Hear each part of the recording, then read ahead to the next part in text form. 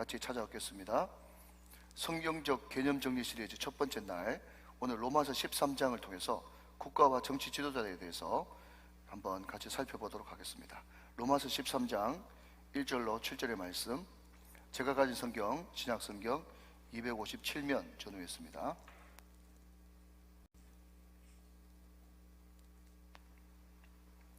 로마서 13장 1절로 7절의 말씀,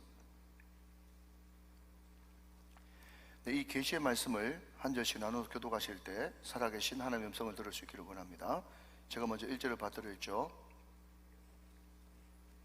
각 사람은 위에 있는 권세들에게 복종하라. 권세는 하나님으로부터 나지 않음이 없나니 모든 권세는 다 하나님께서 정하신 바라.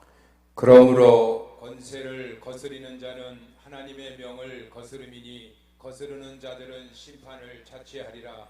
다스리는 자들은 선한 일에 대하여 두려움이 되지 않고 악한 일에 대하여 되나니 내가 권세를 두려워하지 아니하려느냐. 선을 행하라.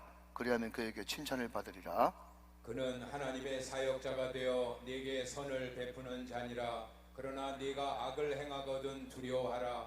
그가 공연히 칼을 가지지 아니하였으니 곧 하나님의 사역자가 되어 악을 행하는 자에게 진노하심을 따라 보응하는 자니라. 그러므로 복종하지 아니할 수 없으니 진노 때문에 할 것이 아니라 양심을 따라 할 것이라. 너희가 조세를 바치는 것도 이로 말미암음이라. 그들이 하나님의 일꾼이 되어 바로 이 일에 항상 힘쓰니라. 7절 다 같이요.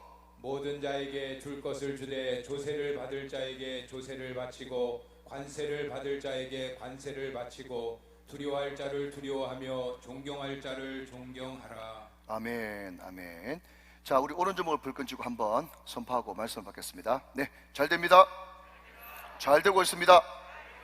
잘 될 일만 남았습니다. 안 되는 것이 기적입니다. 할렐루야. 자, 계속 손 드시고 시작.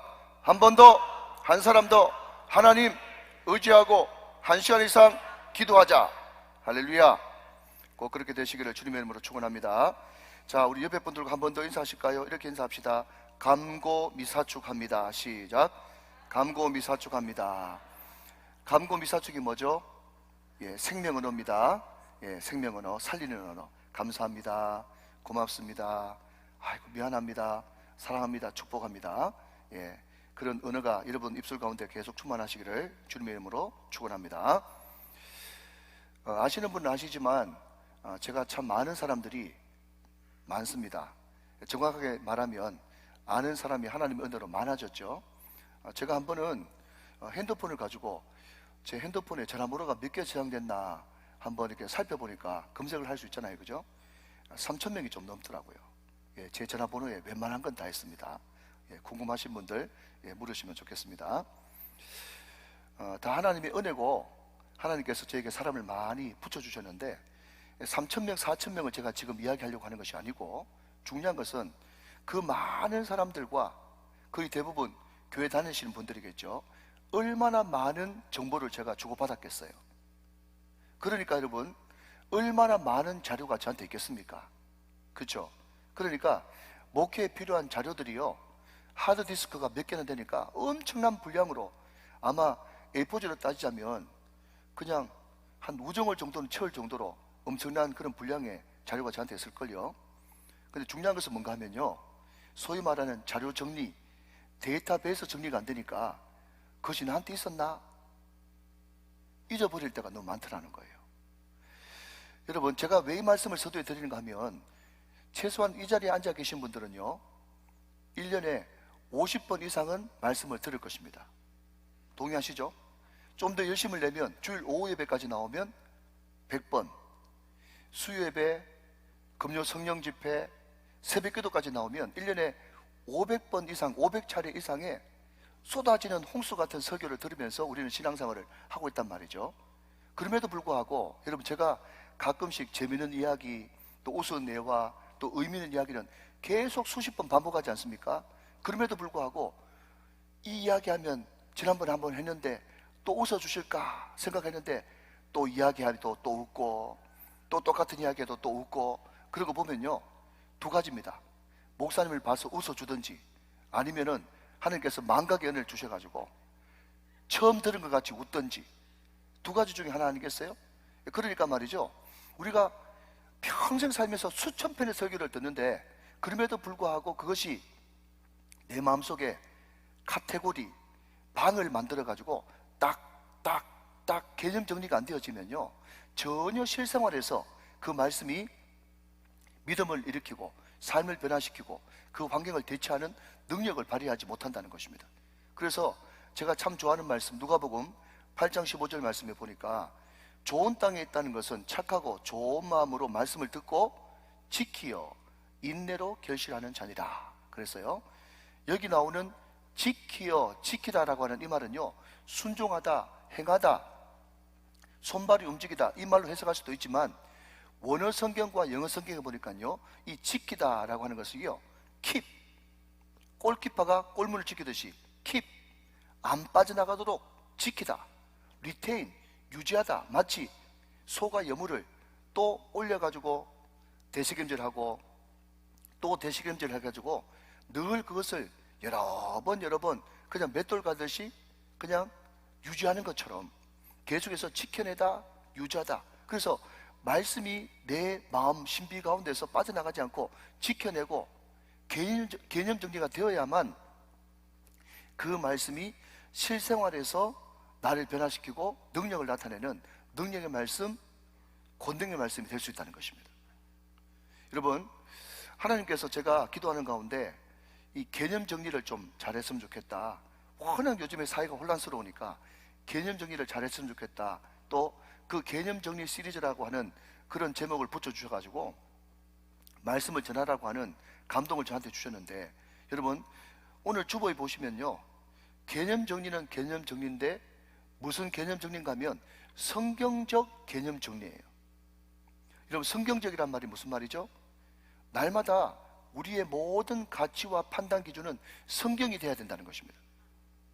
사도 바울이 고린도후서에서 누구든지 그리스도 예수 안에 있으면 새로운 피조물이다, 이전 것을 지나갔으니 보라 새 것이 되었다, 이렇게 말씀하고 있는데 새로운 피조물이에요. 여러분, 우리가 새로운 피조물이 되기 위해서는요, 항상 우리를 새롭게 하시는 말씀이 우리 안에 들어올 때 우리는 새로운 피조물이 될 수 있을 줄로 믿습니다. 개념 정리라는 것이 쉽지 않기 때문에 많은 사람들이 이미 자기 나름대로 많은 고민을 하면서 개념 정리가 딱 돼버리면요, 아무리 말씀이 들어와도 말씀은 말씀이고 내 생각 정리는 생각 정리가 되어지는 거예요. 자, 여러분, 원고에 없는 말인데 한번 생각해 보실까요? 여러분, 새 볼펜 들고 계시죠? 많은 분들이 지금 새 볼펜 들고 계실 거예요. 그런데 여러분, 지금 괜찮으니까 주보에 빨간색 볼펜을 꺼내가지고 거기에 예동열 목사라고 한번 적어 보십시오. 빨간색 볼펜으로. 예, 실제로 적으셔도 되고 안 적으셔도 괜찮아요. 무슨 말인가 하면 빨간색 볼펜으로 담임 목사님 이름을 적으라고? 재수 없는데?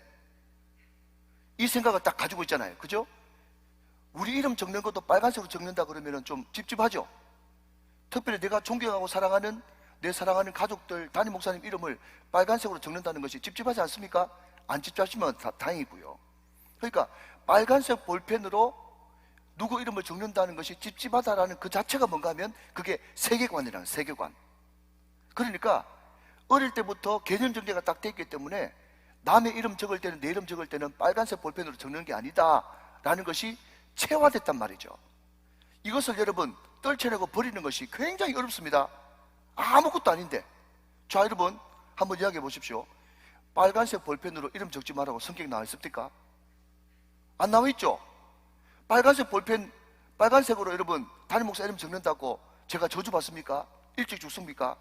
그런 건 전혀 없어요. 전혀 없어요. 그건 성경하고 전혀 관계없는 생각이에요. 그렇지만 고정관념이 딱 돼 있기 때문에, 물론 여러분 일부러 다른 사람 보는 앞에서 나는 예수 믿기 때문에 자유해 하면서 다른 사람 이름도 빨간색으로 적고 내 이름도 빨간색으로 적고 그런 짓은 그렇게 할 필요는 전혀 없어요. 그렇지만 그 아무것도 아닌데도 내 머릿속에 딱 고정관념으로 바뀌었으니까 이걸 바꾸기가 보통이 넘는 거라는 거예요. 다시요, 우리는 그리스도 안에 새로운 피조물이 되었습니다. 우리가 새로운 피조물이 되기 위해서는 날마다 말씀만 내 것으로 취하고 말씀하는 것은 빨리 버릴 수 있어야 그것이 성경적 사람이고 가장 모범적이고 성경적인 사람이 되어지는 것이지, 나는 이미 개념 정리가 됐기 때문에 목사님 아무리 이야기해도, 말씀이 아무리 그렇다고 이야기해도 나는 내 거 버릴 수 없습니다 라는 그 생각 자체가 죄라는 거예요. 죄. 사랑하시는 여러분, 오늘 이 말씀을 들으면서 앞으로 몇 주 동안, 여러 주 동안 말씀을 정리할 텐데, 이 말씀이 여러분 가운데 성경적 카테고리 개념이 되어서 그 말씀대로 행하고 그 말씀을 따라 순종할 수 있는 복된 저와 여러분 다 되시기를 주님의 이름으로 축원합니다. 자, 오늘은 첫 번째 시간으로 좀 예민한 문제죠. 국가와 정치 지도자에 대해서 한번 말씀을 살펴보도록 하겠습니다. 우리 교회가 금요일마다 골로새서 강의를 지금 하고 있습니다. 지금 골로새 교회가 문제가 많았죠. 왜냐하면 골로새 교회에 여러 가지 문화들이 같이 섞여가지고 혼란스럽거든요. 그 첫 번째 문화가 뭔가 하면요, 원래 토박이들이 가지고 있던 신비주의와 토속신앙, 이게 한 분류가 있었습니다. 또 거기에 일하러 왔던 유대인들이 가지고 왔던 율법주의, 그것을 가지고 교회 그대로 들어오는 거예요. 세 번째는요, 저 오래전에 그리스로부터 이주해오던 헬라, 그리스의 영지주의, 이 세 가지가 골로새 교회 안에 한꺼번에 섞여가지고 복음인 듯 복이 많은 듯, 그래서 골로새서는 오직 예수 그리스도만 충분합니다, 이것이 골로새서의 주제인데, 아니다, 율법이 필요하다, 아니다, 영주주의 영향이 필요하다, 아니다, 신비주의 영향이 필요하다 하면서 복음에 자꾸 뭔가 가감, 더하고 덜하는 이런 현상들이 골로새 교회를 굉장히 복잡하게 만들었단 말이죠. 그런데 제가 좀 전에 말씀드렸던 것처럼 빨간색으로 이름 쓰는 것 아니다 라는 것이 내 마음속에 어릴 때부터 문화로 자리 잡았기 때문에 우리가 예수를 믿어도 그것이 참 떨쳐지기가 힘든 것처럼, 복음의 상황화라고 어떤 나라를 가든 상관없이 복음이 그 나라에 들어갈 때 그 나라 문화를 타고 들어갈 수밖에 없는 거예요. 그러나 그럼에도 불구하고 문화가 비성경적일 때는 계속 그러는 작업들을 계속 말씀의 강단을 통해서 해야만 되는 것이겠죠. 시간이 없기 때문에 다른 나라 이야기할 건 없고, 우리나라 같은 경우는요, 5,000년 동안 우리는 뭘 믿어왔습니까? 미신과 샤머니즘을 믿어왔어요. 그러니까 교회 안에 어쩔 수 없이 들어와 있는 요소가 뭔가 하면 기복주의와 미신, 샤머니즘이 들어와 있습니다. 교회 안에, 한국 교회 안에 부인할 수 없죠? 맞습니다. 그럼 우리는 2조 500년 역사 동안 유교를 믿어왔기 때문에, 유교를 숭상해왔기 때문에 교회 안에 유교적인 요소가 있습니다. 그래서 옛날에 목사님들은요, 다 점잖은 목사님을 좋아했어요. 제가 지금 이 시간에 이 시대에 목회를 하는 것이 얼마나 감사한지 모르겠어요. 유교 문화가 들어와 있어요. 그리고 참 시대적 아픔이지만 우리가 8.15 광복과 유교 동란을 겪으면서 반공이라는 것이 교회 안에 들어와서 우파, 좌파라고 하는 이데올로기가 교회 안에 들어와 있습니다. 어쩔 수 없이 우리는 그 영향을 받을 수밖에 없어요. 그런데 여러분, 이데올로기가 어원이 뭔지 아십니까? 아이돌이에요. 아이돌에서 이데올로기가 나왔어요. 아이돌이 뭔지 아십니까? 우상이에요, 우상. 우리가 대한민국이라고 하는 나라 상황에서 어쩔 수 없는 이념이 교회 안에 들어올 수도 있지만, 그럼에도 불구하고 그 이념은 절대로 복음이 아니에요. 그렇기 때문에 우리는 이념을 가지고 신앙생활을 한다, 유교적인 문화를 가지고 신앙생활을 한다, 기복주의를 가지고 신앙생활을 한다, 이것은 다 비성경적이기 때문에 오늘 이 시간 반드시 충분하지 못하지만 시간이 짧기 때문에 그럼에도 불구하고 성경의 조명을 받아야 되는 것입니다. 그래서 우리가 국가와 정치 지도자에 대해서 오늘 대원칙을 이야기하는 것입니다. 강론을 이야기할 수 있는 시간이 없어요. 그렇지만 대원칙이 정립돼야 강론이 자연스럽게 형성되어지는 것입니다. 여러분, 논리학을 배워봐도 아무리 여러분 소전제가 맞아도 대전제가 틀리면 모든 것이 다 틀리는 것입니다. 그처럼 성경의 대원칙은 국가와 정치 지도자에 대해서 뭐라고 말씀하고 있는가 한번 살펴보도록 그렇게 하죠. 여러분, 이 말씀을 살펴보기 위해서는요, 배경 설명이 필요합니다. 사도 바울이 활동하던 이 시대의 로마의 황제는요, 네로 황제였습니다. 네로 황제가 그러면 제일 먼저 생각나는 게 뭐죠? 폭군, 사단의 하수인, 또 뭡니까? 황제 숭배 사상. 이런 것들이지 않습니까? 그러니까 전혀 유대교하고도 맞지 않고 기독교한테는요 완전 원수 같은 존재가 네로 황제였어요. 그런데 지금 우리가 살펴보고 있는 로마서는 사도 바울이 로마 교회에 쓴 편지 아니겠습니까? 그런데 로마 교회에서는요 유대인으로서 로마에 가서 있으면서 복음을 받아들이는 사람이 많았어요. 그러니까 유대인 크리스찬들이 많았다는 거죠. 그 사람들은 기본적으로 유일신 사상을 가지고 있는 데다가 하나님, 예수까지 받아들이니까 말이죠, 하나님만이 유일하신 나의 왕이다 그렇게 생각했지 절대로 네로가 우리의 왕이다 생각하지 않았습니다. 그리고 하는 행동 족족 다 반성경적이고 비기독교적이고 사탄적인 요소가 있으니까 네로 황제라 그러면 치를 떨었어요. 그래서 저 인간한테는, 저 인간이 다스리는 나라한테는 절대로 세금 바칠 필요도 없다 해가지고 세금 거부 운동을 한 사람들이 많았습니다. 그런데 유대인이라고 하면서도 세금을 고분고분하게 내는, 또 나라에 말 잘 듣는 그런 사람 있지 않습니까? 그런 사람들에게 여러분 그걸 뭐라 그럽니까? 린치를 가했어요. 그리고 세금 꼬박꼬박 잘 내고 말 잘 듣는 그 사람한테 밤에 몰래 가가지고 방화, 불 지른 사람도 있었습니다. 심지어 심하게 순종을 잘하는 사람한테는요 완전 찍히고 밉상이 돼가지고 암살시켜버리는 그런 경우도 그 당시에 허다했다는 거예요. 이런 시대적인 배경 하에서 로마서 13장이 기록됐다는 사실을 먼저 알 필요가 있다는 것입니다. 자, 먼저 1절 말씀 같이 한번 보실까요? 1절 말씀, 각 사람은 위에 있는 권세들에게 복종하라. 자, 그랬습니다.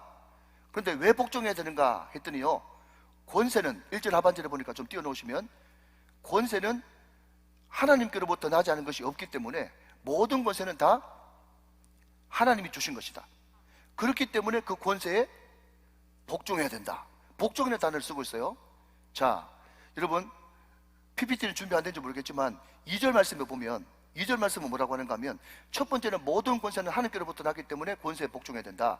2절 말씀 보면 왜 권세에 복종해야 되냐 하면, 권세를 주시는 분이 하나님이기 때문에 권세를 거스르는 것은 하나님을 거스르는 것과 같기 때문에 우리는 권세들에게 복종해야 된다. 성경은 그렇게 말씀하고 있다는 거예요. 자, 여러분 제가 대원칙이라고 말씀드렸습니다. 큰 원칙, 굵직굵직한 지금 기둥을 이야기하고 있는 거예요. 그러면 여러분, 많은 독재자들과 이단의 교주들이 이 로마서 13장 말씀을 가지고 성경 봐라, 권위에 복종하라고 그랬잖아 하면서 독재를 정당화시키는데, 또 자기의 권위를 내세우는데 단골로 사용했던 성경 구절이 로마서 13장 말씀이에요. 그리고 많은 사람들이 이 성경 말씀을 오해해가지고 교회를 떠났어요. 당장 여러분 먼저 탁 튀어나온 말이 뭡니까? 그러면 김일성이나 스탈린이나 히틀러나 그런 독재자들한테도 복종하는 말입니까? 성경이 정말 그런 겁니까? 나는 인정 못합니다 하면서 떠나버린 그런 사람들도 많이 있어요. 나라가 혼란스러울 때 얼마나 이것 때문에 갈등을 많이 겪은지 모르겠습니다.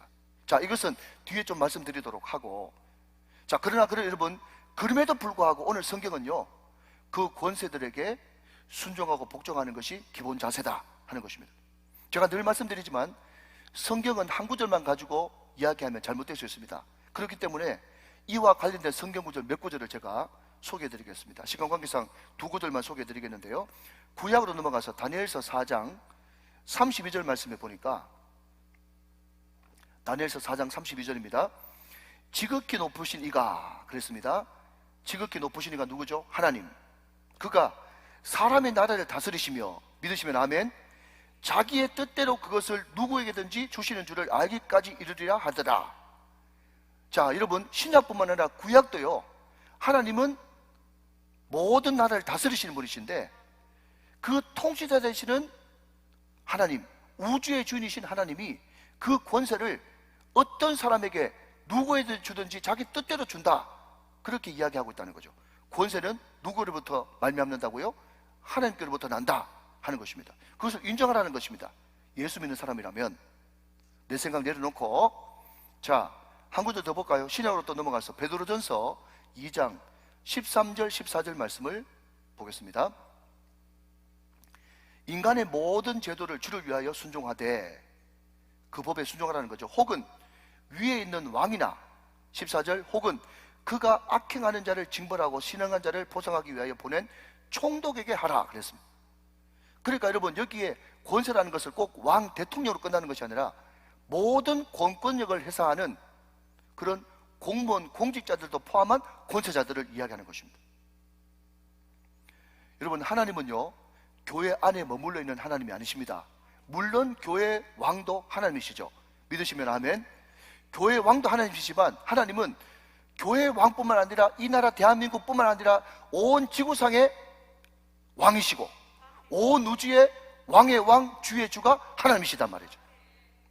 그 왕이신, 왕의 왕 되신 하나님이 그 권세를 왕에게, 총독에게, 공권자에게, 권력을 행사하는 공무원에게 권세를 주셨기 때문에 그것을 인정하는 사람은 권세들에게, 권력을 가지고 있는 사람들에게 일단 복종하고 순종하는 것이 하나님의 뜻이다 라는 것을 말씀하고 있다는 거죠. 자, 여러분, 제가 지금 방금 하나님의 뜻을 이야기했습니다. 하나님의 뜻. 잘 들으십시오. 여러분, 하나님의 뜻에는 크게 두 가지가 있어요. 몇 가지가 있다고요? 두 가지. 하나는요, 최선의 뜻이 있고요, 또 하나는 허용의 뜻이 있습니다. 한번 따라합시다. 최선의 뜻. 시작. 최선의 뜻. 또 하나는 허용의 뜻. 시작. 허용의 뜻. 두 가지가 있어요. 최선의 뜻은 뭔가 하면요, 누가 봐도 하나님께서 기뻐하시는, 이것을 로마서 12장 1절 2절 말씀의 표현으로 바꾼다면 하나님이 선하시고 기뻐하시고 온전하신 뜻, 이것을 제본으로 바꾸면 양궁 점수 가운데 골든 10, 여러분 제일 중간에 뭐가 있어요? 카메라가 있죠. 그것을 딱 맞추는, 그게 최선의 뜻, 하나님께서 기뻐하시는 뜻이 있고요. 두 번째는 허용의 뜻이 있습니다. 자, 여러분 한번 물어봅시다. 아담과 하와를 창조하실 때 하나님께서 절대로 따먹지 말라고 하는 선악과 따먹으라고 하나님께서 인간 만드셨죠? 절대로 어떤 자유주의자도 인간의 타락이 하나님의 뜻이다 이야기하는 사람은 아무도 없을 것입니다. 그러나 그럼에도 불구하고 하나님은 인간에게만큼, 하나님의 형상대로 창조한 인간에게만큼은 특별한 선물을 주셨는데, 그게 뭔가 하면 인간의 자유의지라는 것을 주셨어요. 그래서 그 자유의지를 가지고 선악과를 따먹는 거, 그것이 비록 타락이고 죄지만 그럼에도 불구하고 하나님의 뜻 안에서 허용하셨단 말이죠. 비록 인간은 하나님의 뜻을 저버려서 선악과를 따먹었지만 하나님은 제2의 아담, 누구죠? 예수님을 준비하시고 그 예수님이 우리를 위해서 기꺼이 완벽한 사랑을 보여주심으로 말미암아서 마침내 우리를 반드시, 택한 자들을 반드시 구원해내고야 말겠다고 하는 치밀한 계획과 뜻과 계획이 있었기 때문에 하나님은 큰 뜻 안에서 그것을 허용하신 허용의 뜻이 있다는 것입니다. 두 가지 하나님의 뜻이에요. 자, 여러분, 그렇기 때문에 하나님이 김일성이나 스탈린이나 히틀러나 그런 폭군들을 권세자로, 권력자로 세우셨지만 그럼에도 불구하고 그것을 통해서도 하나님은 반드시 합력하여 선을 이루시고 그 악한 지도자를 세워놨었을 때 얼마나 나라가 엉망진창 되어지며 얼마나 공의가 무너지고 성이 무너지며 그 공의와 선이 무너졌을 때 나라가 얼마나 혼란스러운가를 혹독하게 그 폭군들을 세우셔서 가르쳐 주시는 것도 하나님의 허용하신 뜻, 섭리 안에 포함되어 있단 말이죠. 그렇기 때문에 여러분, 대단히 죄송하고 이해 안 되는 그런 범위지만 그럼에도 불구하고 지금 북에 세워놓으신 그 정권도 누구 허락하에서? 하나님의 허용과 허락하에서 세워진 권력이다라는 것을 인정해야 된다는 것입니다. 자, 여러분 생각해 보십시오. 저만 해도 제가 태어날 때 박정희 대통령이 계셨습니다. 그 다음에 많은 대통령이 지나갔어요. 많은 권력자들이 지나갔습니다. 그 많은 대통령과 권력자 가운데 여러분 한번 생각해 보시죠. 그 대통령만 생각하면은 마음이 따뜻하고 흐뭇하고 마음속에 너무 그림이 남고 그런 대통령이 과연 몇 명 됩니까? 한 명이라도 있습니까? 많은 사람들이, 꼭 제 입을 아니더라도 많은 사람들이 우리나라는 지도자복이 참 없다, 성공한 대통령이 한 명도 없다고 할 정도로 가슴 따뜻하고 흐뭇하기보다는 가슴 아픈 일이 더 많았던 것이 우리나라의 정치 역사예요. 그러나 그럼에도 불구하고 그분들을 통해서 결국 이 나라 대한민국이 망하지 않고 이까지까지 왔고, 민주화가 여기까지 진행되어졌고, 지금도 하나님께서 세우신 권위자를 통해서, 대통령을 통해서 이 나라를 통치하고 이끌어가고 계시는 것입니다. 그렇기 때문에 그 권위를 우리가 인정해야만 된다 하는 거죠. 성경 어디에도 좋은 지도자는 존경하고 나쁜 지도자는 존경하지 말라고 이야기하고 있지 않습니다. 장로교의 창시자인 종교개혁자 칼빈은 이렇게 이야기합니다. 한번 보시죠.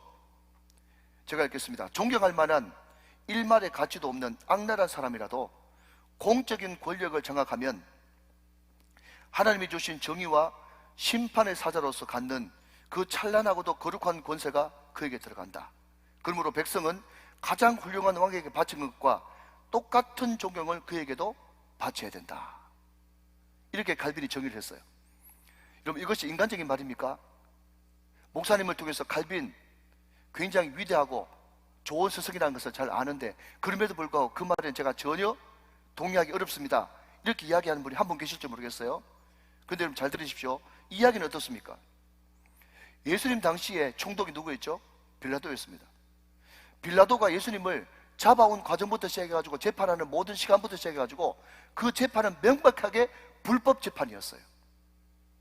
그럼에도 불구하고 예수님이 이 재판 자체가 불법이니까 나는 빌라도의 권위를 인정하지 못한다 그랬습니까? 아닙니다. 예수님은 묵묵하게 그 재판에 응하셨어요.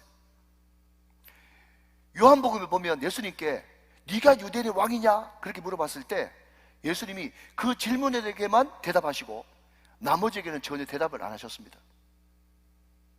그렇게 행동하는 예수님이 이상하게 여겨졌던 빌라도가 이렇게 이야기하고 있습니다. 요한복음 19장 10절 말씀에 보면 빌라도가 이르되 내게 말하지 아니하였느냐?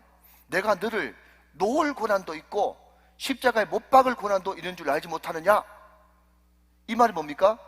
총독인 나에게 너에게 석방할 고난도 있고 너를 죽일 고난 있는 것도 알지 못하느냐? 내 고난을 인정하지 않느냐? 그렇게 이야기했을 때 참 재미있는 것은요, 예수님께서 그 다음 절 요한복음 19장 11절에서 유명한 이런 대답을 합니다. 제가 한번 읽어보겠습니다. 예수께서 대답하시되 위에서 주지 아니하셨더라면 나를 해할 고난이 없었으리니 그러므로 나를 내게 넘겨준 자의 죄는 더 크다 하시니라. 금방 이해가 잘 안 되시죠? 이것을 현대어 성경이라고 하는 좀 성경으로 또 좀 쉬운 성경으로 번역하니까 이렇게 이야기하고 있습니다. 제가 조금 의역을 했습니다. 잘 한번 보시죠. 요한복음 19장 11절에 현대어 성경 버전입니다. 빌라도야, 내가 하나님께로부터 총독의 권세를 받지 아니하였다면 나를 그렇게 다룰 수 없었을 것이다 그랬습니다. 여러분, 이 말이 무슨 말인가 하면요, 지금 하나님의 아들을 기껏 해봤자 로마의 총독밖에 안 되는 그런 주제의 사람이 지금 심판을 하고 있어요. 원래는 누가 누구를 심판해야 되는데 하나님이 빌라도를 심판해야 되는데 빌라도가 하나님의 아들을 심판하는 어처구니 없는 일이 벌어지고 말았습니다. 그러나 그럼에도 불구하고 예수님은요, 빌라도의 그 권세를 인정했습니까? 인정하지 않았습니까? 인정했어요. 그리고 재판을 묵묵히 받으셨어요. 여러분, 이 사실은요, 예수님이 빌라도 인간을 인정해서 그런 것이 아니라 빌라도에게 권세를 주신 하나님을 인정하기 때문에 빌라도의 권세를 인정하게 된 것입니다. 여러분, 우리가 공권력에 대해서, 나라에 대해서 가져야 될 생각이 예수님이 가졌던 바로 그 생각이라는 거죠. 이게 성경적인 생각입니다. 악한 정권, 악한 지도자라고 할지라도 그 지도자가 합법적인 통로를 통해서 대통령이나 권세자에 임명이 되었고 하나님이 그것을 허용하셨다면 악한 정권과 악한 지도자라고 할지라도 우리는 그 권세에 따르고 순응하는 것이 필요하다. 왜 그렇습니까? 그래야 국가 질서가 무너지지 않기 때문에 그렇다는 거예요. 저는 참 다행스럽게도 한 번도 무정부 상태에서 인생을 살아본 적이 없습니다. 그러나 우리가 가끔 외신이나 다른 매체를 통해서 아프리카나 제3세계에서 공권력이 무너져가지고 무정부 상태가 된 그런 나라들 보지 않습니까? 그런 나라들 어떻습니까, 여러분? 그 민중들이 무정부 상태가 되면서 갑자기 폭도로 변해가지고 그냥 마켓에 불을 사지르고 막 잔인한 살인이 일어나고 흉악한 성폭력이 일어나고 나라가 엉망진창되는 것을 우리는 너무나 많이 지켜봤어요. 세상 어떤 나라에도 완벽한 법은 없습니다. 그러나 그럼에도 불구하고 악법이라고 할지라도 법이 존재하는 것은 반드시 필요하고, 아무리 악한 정부라고 할지라도 무정부 상태보다는 악한 정부 상태가 나라 질서를 위해서, 우리의 안녕과 우리의 안전을 위해서 반드시 필요하다 하는 것이 성경의 가르침인 것입니다. 여러분, 그렇기 때문에 우리는 공권력을 가진 사람을 존중해 주는 것이죠. 그러나 한 가지 살필 것은요, 그 권력을 존중하되 자유민주주의 국가에서는, 우리나라 같은 자유민주주의 국가에서는 얼마든지 시민 불복종 운동을 할 수가 있습니다. 자, 이제 좀 숨통이 좀 트이시죠? 자, 그러면 시민 불복종이라는 것을 언제 사용할 수 있는가 라고 했더니, 워터게이트 사건을 통해서 큰 죄를 저질렀지만 나중에 예수를 뜨겁게 만나고 신실한 독실한 크리스찬이 된 이 찰스 콜슨이라고 하는 크리스찬 평론가가 이렇게 네 가지 경우를 시민 불복종에 해당된다고 그렇게 정의를 했어요. 한번 들어보시죠. 첫째로, 정부가 교회 역할을 대신하려고 하거나 하나님께만 드려지는 충성을 빼앗아 가려고 할 때, 그때 시민 불복종을 할 수 있다는 거죠. 좀 어렵죠? 예를 들면 이런 겁니다.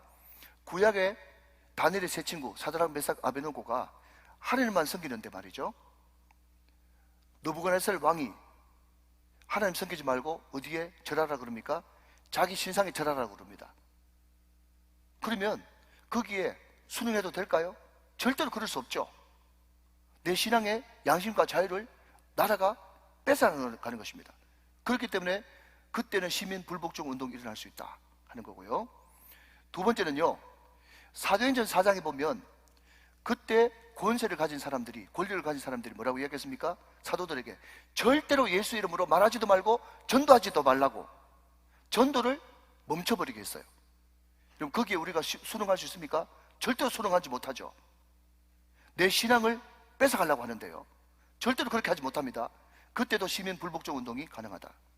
세 번째, 국가가 하나님께서 명령하신 생명을 지키고 질서와 정의를 보존하라고 하는 책임을 기반하고 무시할 때, 이 말이 무슨 말인가 하면, 마하티마 간디가 비록 예수 믿지 않은 사람이었지만 이 사람은 산상수훈을 통해서 깊은 감명을 받은 사람입니다. 그렇기 때문에 이 사람은요, 어떤 순간에도 뭘 쓰지 않았어요? 비폭력, 폭력을 쓰지 않았습니다. 비폭력으로 나오는데 그럼에도 불구하고 폭력을 가지고 예수 믿는 사람들을 강제로 진압하려고 할 때, 그때 우리는 시민 불복종을 할 수가 있는 거죠. 마지막 네 번째입니다. 이것이 굉장히 중요한데요, 마지막 네 번째는 우리가 불복종한 결과에 대해서 책임질 수 있을 때. 무슨 말인가 하면요, 제가 한 번씩 이야기합니다. 데모를 할 때도 뭐 하면서 데모해야 된다고요? 은혜 받아가면서 데모해야 된다고요. 불복종을 위한 불복종, 반항을 위한 반항, 투쟁을 위한 투쟁을 하게 되면요, 우리 마음이 황폐하게 되고 전혀 하나님과 뜻과 멀어지는 그런 인생이, 결국은 처음에 불복종할 때는, 처음에 시위할 때는 좋았는데 은혜를 받지 못하고 계속 거기만 몰두하니까 나중에는 내 성품 자체가 부정적인 사람으로, 반항적인 사람으로, 부정적인 사람으로 바뀌어버린다는 거죠. 반드시 거기에 책임질 수 있을 때 시민 불복종을 할 수 있다 하는 것입니다. 사랑하는 여러분, 다시 개념 정리를 하면요, 첫 번째는요, 우리는 권위자에게, 권세자들에게 복종함이 필요하다. 왜 필요하냐? 그 권세가 하나님께로부터 나온 것이기 때문에, 그 권세를 통해서 국가의 질서와 안정이 유지되기 때문에. 그렇지만 우리는 자유민주주의 국가 시민으로서 시민 불복종을 할 수 있다. 언제? 신앙의 양심을 빼앗고 폭력으로 우리를 제압하려고 할 때 우리는 얼마든지 시민 불복종을 할 수 있다. 이것이 국가에 대한 첫 번째 개념입니다. 좀 딱딱합니까? 그래도 정리를 한번 잘 해놓으시면 은혜가 될 줄로 믿습니다. 할렐루야. 자, 둘째, 셋째는요, 시간 관계상 제가 짧게 말씀드리도록 하겠습니다. 둘째로 성경은요, 국가가 정한 법에 대해서 철저하게 예수 믿는 사람들이 순종해야 된다, 그렇게 말하고 있죠. 자, 3절과 4절 말씀입니다. 자, 길지 않습니다. 같이 한번 보죠. 다스리는 자들은 선한 일에 대하여 두려움이 되지 않고 악한 일에 대하여 되나니 내가 권세를 두려워하지 아니하려느냐. 선을 행하라. 그리하면 그에게 칭찬을 받으리라. 4절 말씀. 그는 하나님의 사역자가 되어 내게 선을 베푸는 자니라. 그러나 내가 악을 행하거든 두려워하라. 그가 공연히 칼을 가지지 아니하였으니 곧 하나님의 사역자가 되어 악을 행하는 자에게 진노하심을 따라 보응하는 자니라. 그랬습니다. 자, 여러분, 오늘 본문 3절 4절 말씀에 계속 선과 악을 이야기합니다. 그런데 여기 선은 뭔가 이야기하면요, 선은 법을 이야기하는 것입니다. 그래서 사도 바울이 선을 행하라 라는 것을 다른 말로 바꾸면요, 법을 지켜라, 그 이야기예요. 법을 지키면 절대로 공권력을 가진 사람이 너를 두렵게 하지 않을 것이다. 어느 누가 말했던가요? 검사를 무서워하는 사람은 누구밖에 없다고요? 범죄자밖에 없다고요. 그 말은 맞아요. 여러분, 죄 지은 사람이 검사를 두려워하지, 전혀 죄가 없는 사람은요, 검사를 두려워하지 않고 누군지도 모릅니다. 그런데 왜 그렇게 검사 인사에 관심이 많은지, 그 자체가 벌써 구린다는 것을 의미하는 거예요. 자, 아무튼 법을 잘 지키면요, 법을 집행하는 공무원, 공직자가 뭐라고 얘기하는가 하면, 아이고, 내가 공무원인데 공무원은 저보다 훨씬 법을 잘 지키시네요. 대단하십니다. 당신은 법 없이도 살 뿐입니다. 하면서 오히려 칭찬을 듣는다는 거예요. 그리고 여러분, 놀라운 것은 여기에 하나님의 사역자, 옛날 바뀌기 전에 성경에는 하나님의 사자, 하나님의 사역자라는 말이 2번이나 반복됩니다. 여러분, 하나님의 사역자는 누구한테 쓰는 말입니까? 하나님이 선한 일을 위해서 특별히 구별해서 뽑은 사람, 주의 종을 사역자라고 부르는 거예요. 그런데 오늘 로마서 13장 3절 4절 말씀에 보니까 놀랍게도 누구에게, 공직자, 공무원들에게 하나님의 사역자라는 단어를 2번이나 쓰고 있다는 거예요. 놀란 사실 아닙니까? 왜요? 권세는 하나님께로부터 났으니까요. 사회의 질서와 공의와 안녕과 평안은 누구를 통해서 유지됩니까? 1차적으로 공직자들이 일을 바로 함으로써 그 국가의 안정과 정의가 흘러가는 것입니다. 여러분, 국가라는 것은요, 서로 약속을 했죠. 뭡니까? 악법이든 좋은 법이든 더 나은 법이든 서로 법을 그 사회 안에서 지키기로 약속하고 같이 살아가는 모임이 국가입니다. 그렇기 때문에 국가를 유지하는데 반드시 필요한 것은 법 준수예요. 그래서 계속해서 칼빈은 이렇게 이야기하고 있습니다. 또 말하기를, 법은 강력한 힘줄이며 나라의 혼이다. 법은 말 없는 공직자요, 공직자는 살아있는 법이다. 그랬어요. 여러분, 목사에게 가장 놀라운, 가장 최고되는 칭찬은 뭡니까? 목사님은 걸어 다니시는 성경이세요. 목사님은 걸어 다니시는 성경이세요. 여러분, 이 말보다 더 칭찬 듣는 말이 어디 있겠습니까? 그렇죠? 그런데 칼빈은 말이죠, 법은 말 없는 공직자요, 공직자는 살아있는 법이다 그랬어요. 하나님이 공무원을, 공직자를 하나님의 사역자로 특별히 불렀다고 하는 이 소명의식, 이것이 없으니까 공무원들이 함부로 자기 권한을 남용하고 자기 가지고 힘 가지고 뇌물을 받고 이런 엄청난 일을 저질러 버리는 것입니다. 여러분, 대통령이 취임했습니다. 7월 1일 때 우리가 뽑은 지방자치단체장들이 업무를 시작합니다. 우리 교회도 고청장이 배출됐죠. 우리가 기도해 줘야 됩니다. 하나님, 목사님이 교회 안에서 걸어다니는 성격이 되는 것이 최고의 덕이듯, 하나님, 뽑힌 대통령, 할렐루야, 뽑힌 시장과 구청장과 모든 권세자들이 살아있는 법이 될 수 있도록 은혜를 베풀어 주셔서 모든 사람들이 그 사람을 보면서 존경할 만하고 가슴 따뜻하고 그 사람을 통해서 이 나라 이 민족 가운데, 우리 울산 땅 가운데 공의가 물같이, 저희가 하수같이 흐르는 복된 공직자가 되게 하여 주시옵소서. 이것이 우리가 공직자를 향해서 대해야 될 태도고 기도해야 될 기도 제목이라는 것입니다. 믿으시면 아멘 하시기 바랍니다. 자, 마지막 세 번째는요, 좀 어렵죠? 납세의 의무입니다. 세금의 의무라는 거죠. 6절 7절 말씀 같이 한번 보겠습니다. 너희가 조세를 바치는 것도 이로 말미암음이라. 그들이 하나님의 일꾼이 되어 바로 이 일에 항상 힘쓰느니라. 자, 7절 우리 마지막으로 같이 한번 읽어보실까요? 우리 낭독자가 한번 읽어주십니다. 같이 여러분과 함께 시작. 모든 자에게 줄 것을 주되 조세를 받을 자에게 조세를 바치고 관세를 받을 자에게 관세를 바치고 두려워할 자들을 두려워하며 존경할 자를 존경하라. 자, 성경은 단호하게 세금 많이 내고 잘 내는 사람이 애국하는 사람이다, 그렇게 이야기합니다. 그것은 변할 수 없는 성경 가치관이에요. 그러니까 그럼에도 불구하고 먼저 결론부터 말씀드리면, 우리 예수 믿는 사람들 대답해 보십시오. 우리 예수 믿는 사람들 합법적으로 또 전문적인 사람을 고용해서 절세할 수 있습니까? 없습니까? 절세할 수 있습니다. 합법적인 범위 내에서요. 그렇지만 탈세는 안 되는 것이에요. 세금 많이 내라. 그래야 나라가 올바르게 돌아가고 복지국가가 될 수 있고 모두 다 잘 사는 나라가 될 수 있다. 그것이 믿는 사람들의 특별한 의무다, 그렇게 이야기를 하고 있다는 거죠. 다시 한번요, 절세는 가능하다, 탈세는 안 된다, 이것이 우리 마음속에 개념 정리가 돼야 되는 것입니다. 그러니까 지금 여러분 쓸데없이 세금 많이 내시는 분들, 전문 직종의 사람들을 고용해서 절세하시기 바랍니다. 절세 괜찮아요. 합법적인 거예요. 우리 교회도 사업하시는 분이 많이 계시지만 사업하시는 분들 이야기 들어보면, 목사님 요즘에 세금 때문에 너무 고민이 되고 세금 때문에 사업 못하겠습니다, 그렇게 이야기하는 분이 꽤 많이 계세요. 정말인 것 같아요. 그런데 이것은 우리나라뿐만 아니라 어느 나라든지, 특별히 민주주의 사회가 가장 활성화됐다고 하는 미국 사회에서도 세금이라 그러면요, 우리나라만 그런 게 아니고 미국 사람들도 벌벌 떱니다. 여러분, 이런 재미있는 이야기가 있잖아요. 재밌다 그러면 이제 눈을 뜨고 좀 재미있는 이야기를 좀 들어보셔야 되는 거예요. 여러분, 미국의 국기가 성족인데 그 미국 국기 보면 세 가지 색이 있죠. 첫 번째 색이 뭡니까? 빨간색이 기억나시죠? 두 번째 색은요, 하얀색이 기억나시죠? 세 번째 색은요, 파란색이 기억나시죠? 그렇죠?